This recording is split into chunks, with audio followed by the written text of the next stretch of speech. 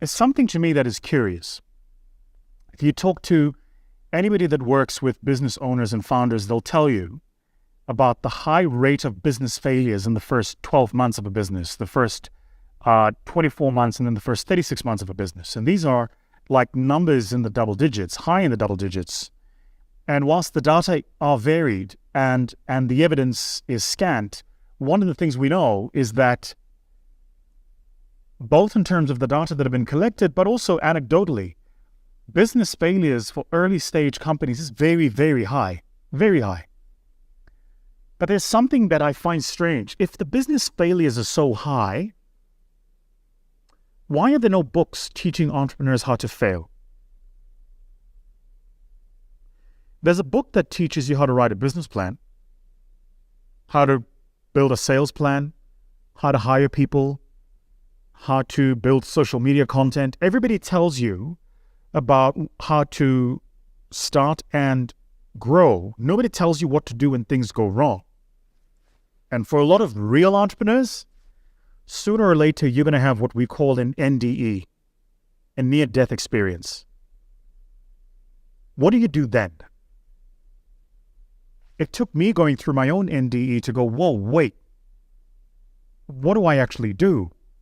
And by God's grace, I was able to dial into my network of mentors and guides, people I follow, people who have traveled the journey of business, and go, what do I do now? Right? And there were a couple of like themes that popped up, and I thought I'd share those with you here today. This is a real video. It's not like a motivational, inspirational. This is a real video. It's for those of you out there who are going through the most right now, who are trying to figure out, if I'm going through so much, what does this even mean? What does it mean for me, for my business? What do I do next? Who do I phone? Who do I call? Right? What do you do when things go wrong? First, depending on the country that you're in, there are different laws that govern how companies operate and how different directors of companies must operate those companies. There are these things we call fiduciary duties, that it is in a director's fiduciary duties to exercise a duty of care over the company and its affairs, its assets and its liabilities. Operating recklessly is when you continue to run a company as a going concern when the company can no longer cover its current liabilities. The loose expression is continuing to run a business when it can no longer wash its own face. So first, I would say, whatever country you're in, find the Companies Act that governs how companies are run, read about the responsibilities of directors, and find out what constitutes a dereliction of duties for directors. What constitutes gross negligence for directors? What constitutes a going concern? And what does the law say you need to do when you as a director become aware that the company can no longer operate, that it can no longer cover its own affairs? What do you need to do? So the first thing I'm saying is this: get armed and get educated, right? The second thing I would do, get a very, very, very, very good corporate lawyer. I know that's not what you were waiting for. What did you think I was going to say?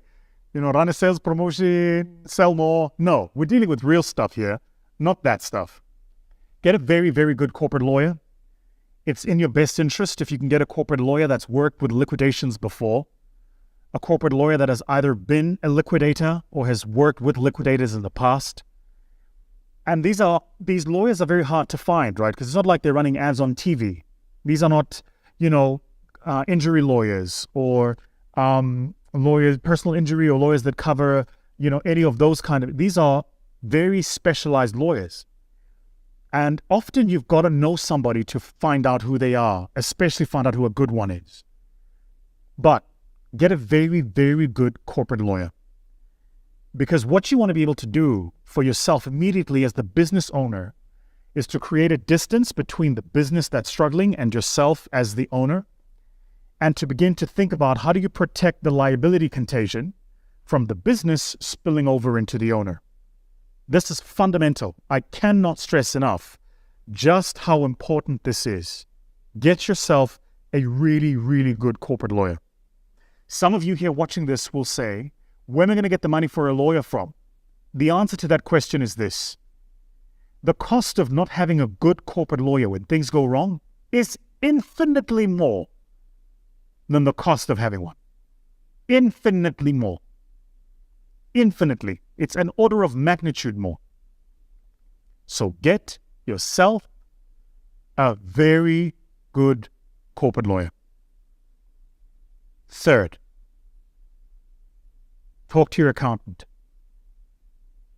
Right. There's a few questions you're going to ask yourself. Are you passing journals on time? Are you receiving your management accounts on time? Are your audited financial statements being done on time? Those are simple governance questions. Where the answer for that is no, you need to have a conversation with your accountant about the going concern status of your business. Right. And between your accountant, if you've got a good one, they typically will have connections with good corporate lawyers. Between your accountant and the corporate lawyer, you need to come up with a strategy of how you're going to handle that period in distress. In some countries, you can file for bankruptcy protection. In the US, we talk about Chapter 11. In other countries, there is this process called business rescue, right? Whatever process you choose to go into, first make sure you talk to your accountant about the true nature and state of your business, then your corporate lawyer. Understand what your options are and know exactly what you're going to do next. At this stage, you need to tread carefully. Because if you continue to go into the marketplace and sell the product that you sell to unsuspecting customers, knowing that your business is in danger, the law says that you are trading recklessly. And for that, they can lift the corporate veil. It's called piercing the corporate veil. And whomever it is that might act as the liquidator or might be acting on behalf of a party applying for your liquidation can come after you personally as the director by proving that you continued to operate a business when you knew that the business did not have the means to continue operating. So you want to examine very quickly, should you service that next order? And I know it's a difficult time because orders are coming in. You've got all of these people calling you saying, when are you paying us? All of this money that could be coming in on accounts receivable. You're somewhere stuck in the middle and you don't know what to do. And I'm saying, don't rush, because there is a fine line between trading out of trouble and trading recklessly.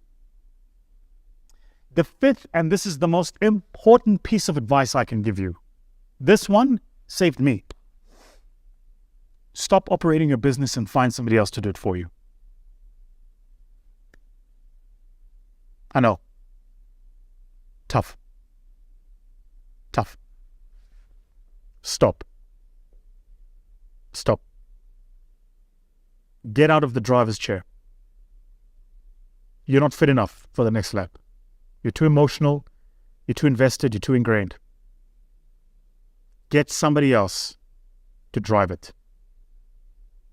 I did that. It's hard. It's hard. It's really hard. When you go from being the person making decisions about what items go into the budget, what are the expense items, what are you going to do with the free cash flows, to all of a sudden being told that you are one line item in the expense items. When you go from the company makes X amount, therefore I make X amount, to all of a sudden being told, no, actually your monthly salary is going to be X. Mine was 20% of what I was making prior to that. Tough, guys, tough. Pulling out wisdoms is easier than that shit. It's hard. But in the long run, best decision you can ever make. So, if you can, and not all of us can, I would say try to get out of the driver's chair. Now, of course, the question is, get out of the driver's chair and put who? I know that's a hard question. I was lucky in my network. I had people who were technically skilled, capable, and competent that they could operate. And so that's what I did. Not all of us have this. This is going to be probably the realest video I've ever posted on YouTube. It's not going to trend. It might not get over 100 or 200,000 views. That's not the purpose of this video. This video is for the person watching it who's stuck in the crosshairs, who's in trouble, who's getting the calls coming in from the people you owe money, who can't make any more promises because you don't know where the next buck is coming from. This video is for you. And even if it's just one view and you're the person who needed it, then the purpose of this video has been achieved. Tough, grown-up advice. Thank me later. Cheers.